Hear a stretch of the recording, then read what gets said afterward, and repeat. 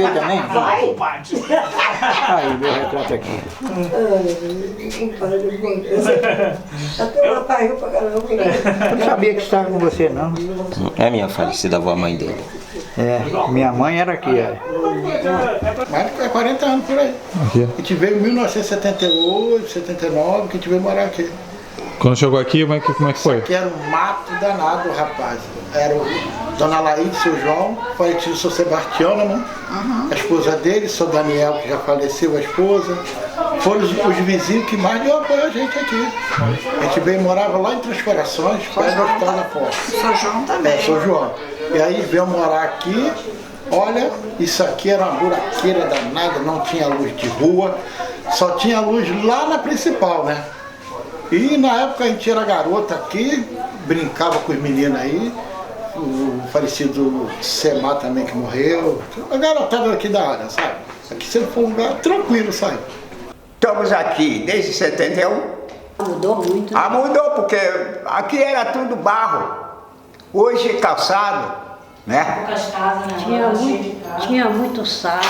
Aquela rua que está ali, Ai, de baixo eu tinha medo. aquela rua que está ali, Geli Sarava, ali de frente à igreja do padre, tinha um buraco que escondia até um ônibus.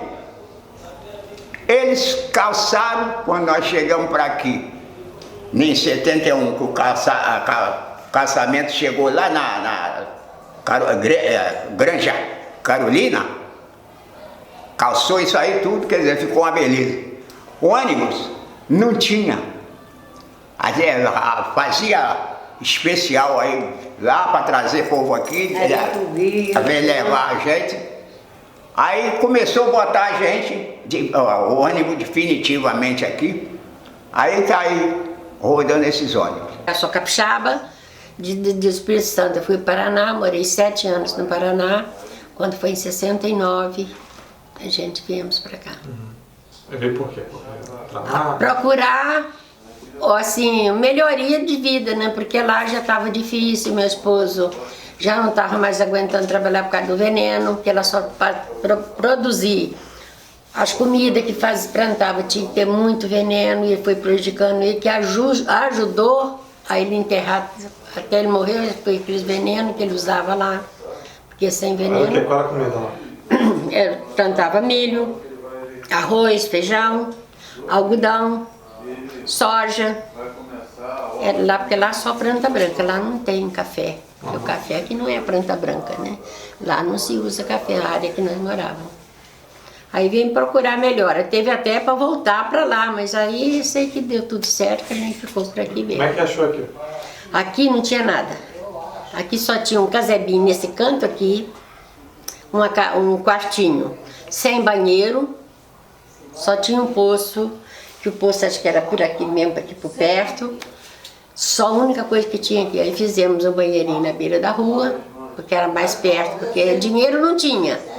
Para conduzir encanação, fizemos mais perto da rua, fez de madeira, ficou um bom tempo naquele banheiro de madeira até começar as coisas a melhorar para a gente começar a construir. Começamos a construir nesse canto aí um quarto, isso aqui ficou vago, o quartinho que a gente tinha lá, e aqui ficou vago. Água era valão que passava aqui dentro. Essas cobras mole, como tinha dentro daquela, eu morria de medo daqueles bichos. Quando eu via elas, eu tinha pavor. Para sair para a rua, tinha que botar uma passarela de madeira, porque a água atrapalhava a gente passar. Isso que ano? Foi em 71, por aí, 71.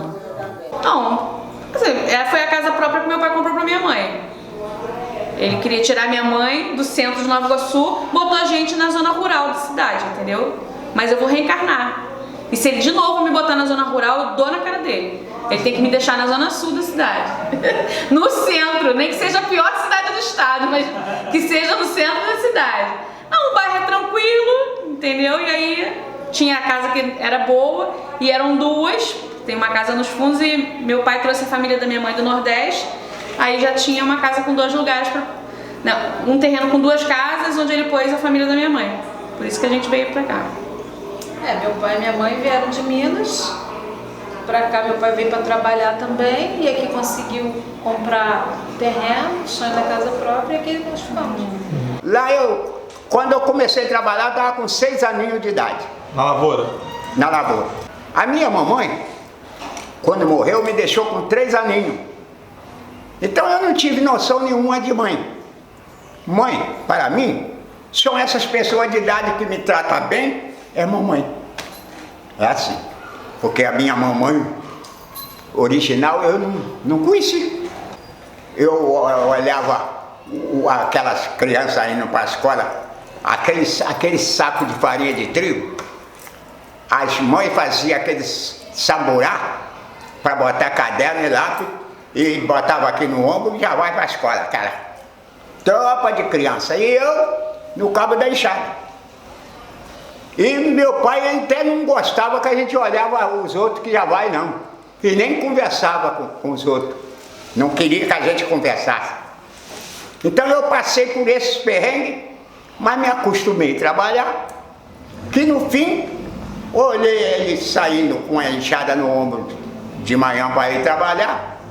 Eu perguntei à minha irmã mais velha que me criou: onde é que ele vai? Com essa enxada nas costas. Aí ele vai trabalhar para ganhar dinheiro, para comprar comer para nós comer. Aí eu fiquei olhando a ele e falei: mas é mesmo? Ela disse: é. Aí eu falei com ela: então amanhã você arruma a marmita para mim que eu vou também com ele. Quando ele voltou de noite, que ela falou, ele quis me bater. Que eu estava mamando, que eu tinha que criar, para depois eu ir. Eu aí peguei e fiquei triste. Não brinquei o dia, não comi, vai com Deus. Aí quando ele chegou, ela disse: olha, senhor, deixa ele ir com o senhor, porque olha, não comeu, não bebeu, não brincou. E se continuar assim, ele vai apaixonar.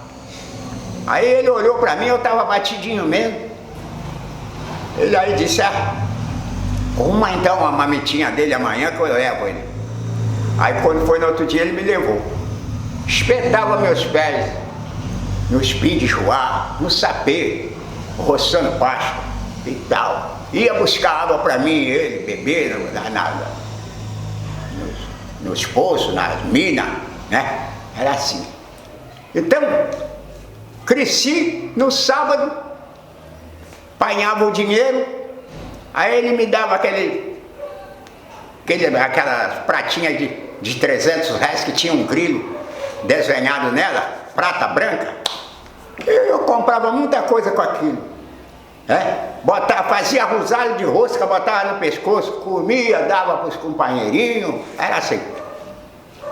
Nunca passei fome assim e sempre tive fartura de alimento e tudo. E a senhora começou a trabalhar com qual idade? Com 9 anos. Fazendo o quê? Doméstica. Frequentou a escola ou não? Frequentei, mas muito pouco. Eu lembro que quando a gente conversou da última vez, já falou que construiu o Maracanã, né? Uma parte do Maracanã. Foi, trabalhei dentro do Maracanã. Como é que foi isso? Nessa época eu morava ainda no...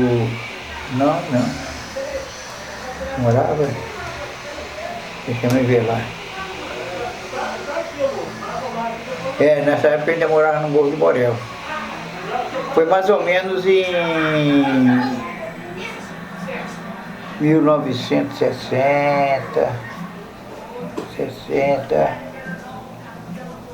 faz 61 mais ou menos, que eu tive trabalhando no Maracanã. Do Maracanã... Você fez o que lá? Pastilheiro. Eu trabalhava no Gigante, que todos eles que ficam assim para receber a parte lá, eu chamo de Gigante.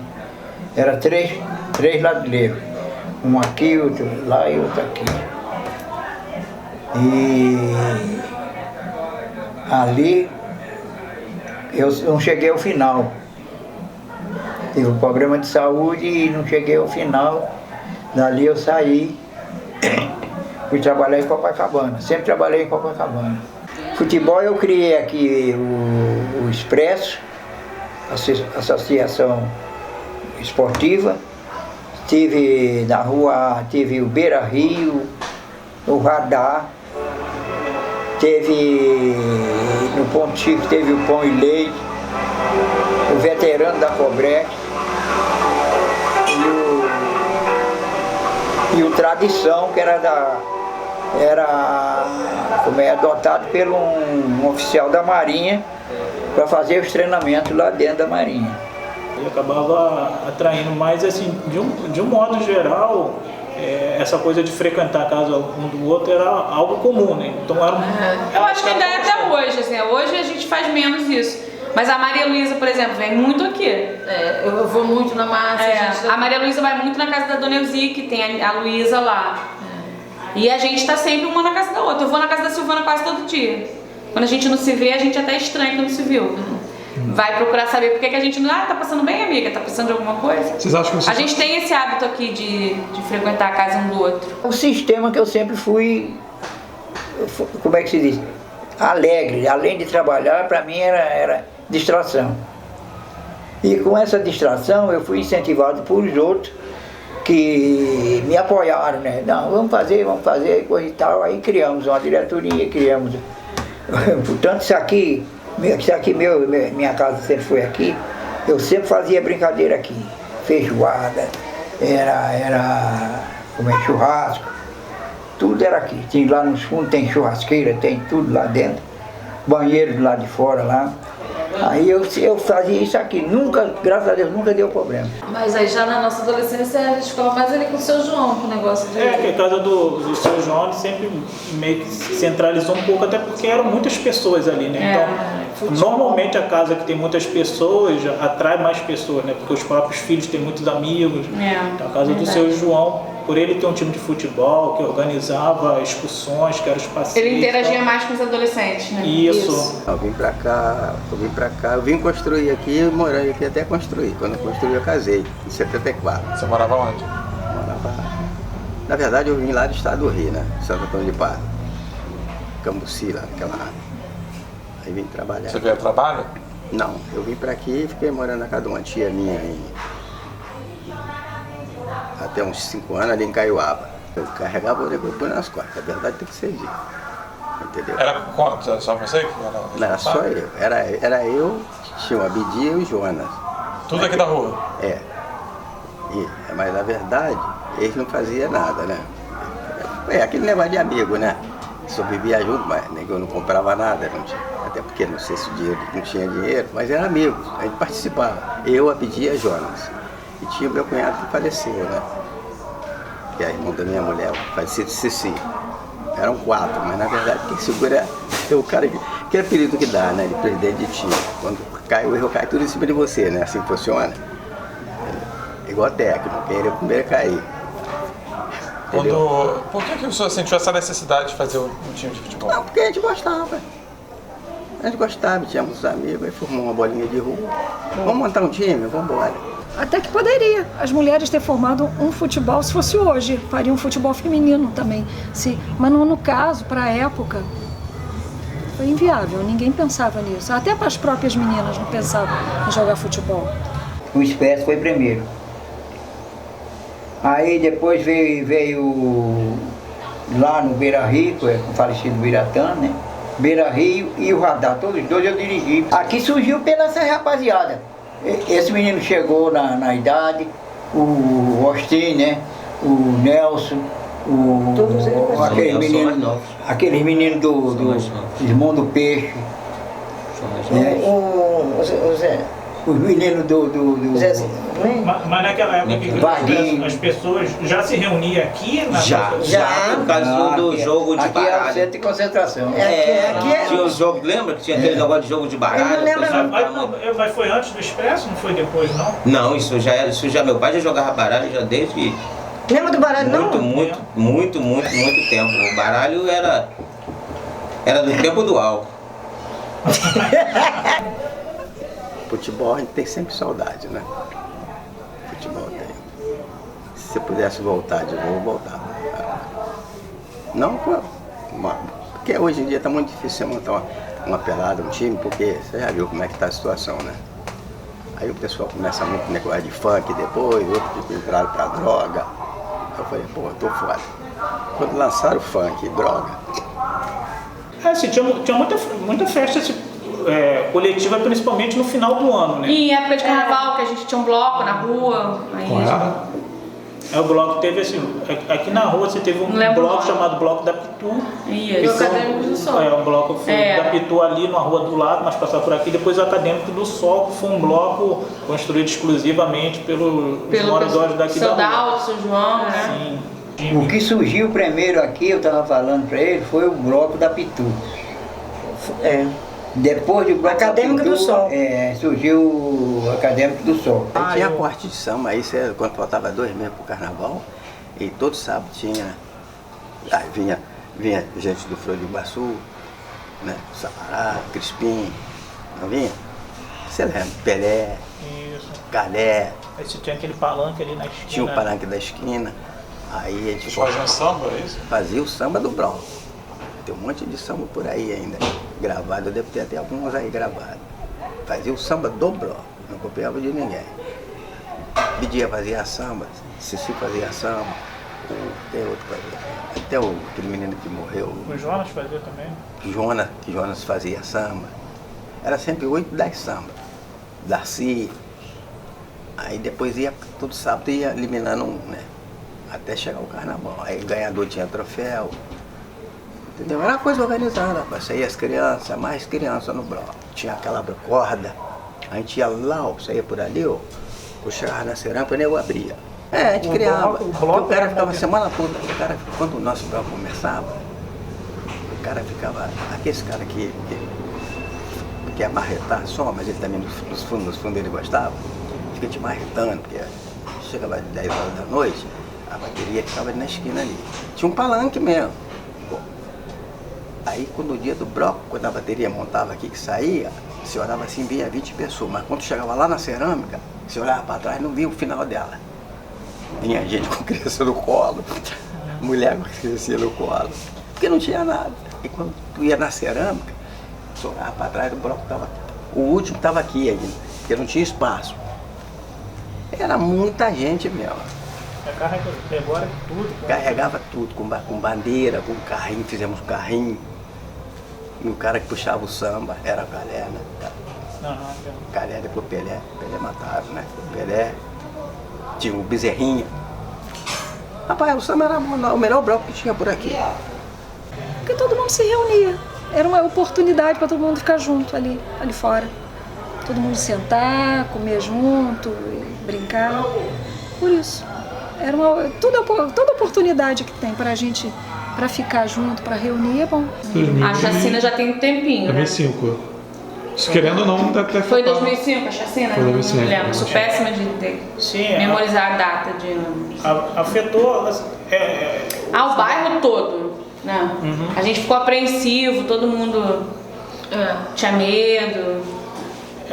No dia, acho que no dia mesmo que aconteceu, muitas pessoas na noite... Não ficou sabendo. Eu sou uma que eu só fiquei sabendo no dia seguinte. Algumas pessoas que ficaram sabendo não tinham ideia da dimensão, né? Por exemplo, no dia que aconteceu foi um dia que nós estávamos jogando bola ali na entrada da Rua Gama e quando acabou o futebol eles avisaram a gente, foi só, mataram algumas pessoas na Rua Gama, né?